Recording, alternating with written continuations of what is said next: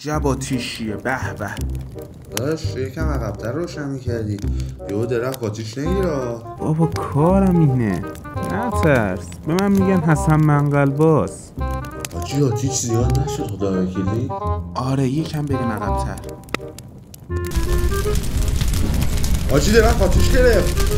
وای الان چیکار کنم؟ حاجی ریدی به طبیعت، فقط گرم میزنی، فقط میگم زنت کو.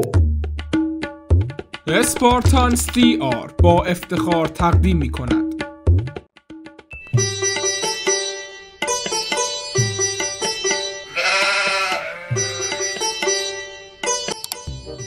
آقا همه وسایل گذاشتم تو ماشین. عباس آماده ایم؟ آره عزیزم. این قلیونم بذار. باشه پدر، ولی طبیعت داری میری قلیون باید چی میخوای بکشی؟ به فکر سلامتیت باش. این گوخوریه به تو نیومده.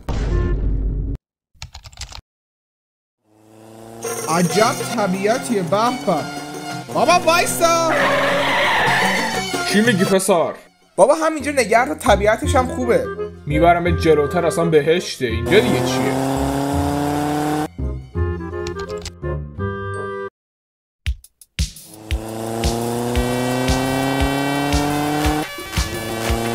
بابا وایسا اینجا.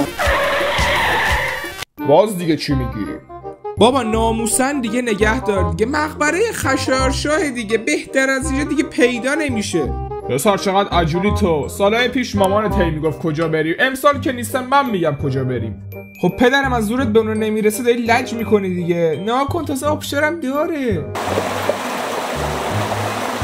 بگی بشین یه جای بهشتر میبرمت. مادر چرا منو با خودت نبردی؟ پسرم نمیای بریم خونه بابا بزرگت؟ اینا 13 به در میخوایم بریم اونجا. نه تو برو مامان، من میمونم. عباس و بابا تنها.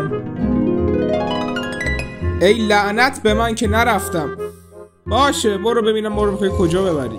باز بشینه اینقدر حرف نزن. چقدر اینجا کویره. آها حتما از اون مسیراییه که اولش کویره بعد طبیعت میشه. حالا کی میرسیم؟ دیگه رسیدیم، پیاده شو. به به عجب جاییه، جون میده که جوجه بپذیر. پسر چای آتیشی درست کن. پدرم از شطور بخواد از این منطقه رد بشه با 1000 تا صلوات و دعا رد میشه که از تشنگی و گرما نمیره. و تو ما رو برداشتی آوردی اینجا. ببین خاک اینجا طلاست، برو خدا تو شکر بکن که اینجا هیچ کسی راحت میتونی دستشویی بری. ما نرسیده لاچاک هم کباب شده، بعد تو میگی دستشویی؟ نترس، از شدت گرما چند دقیقه دیگه اونم تبخیر میشه تو بدنم میره. زیاد سخنرانی نکن، برو اون زیراندازو بنداز، بعدش هم چای آتیشی رو دم بکن.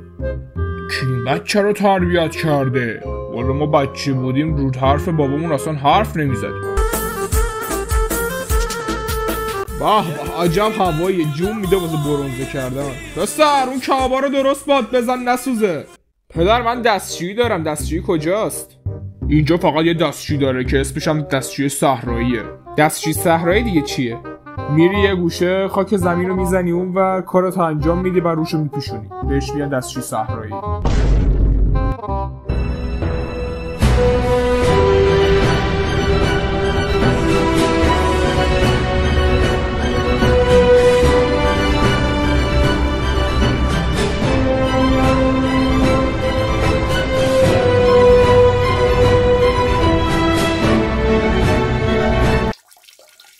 آخش راحت شدم. واسه آب نداری.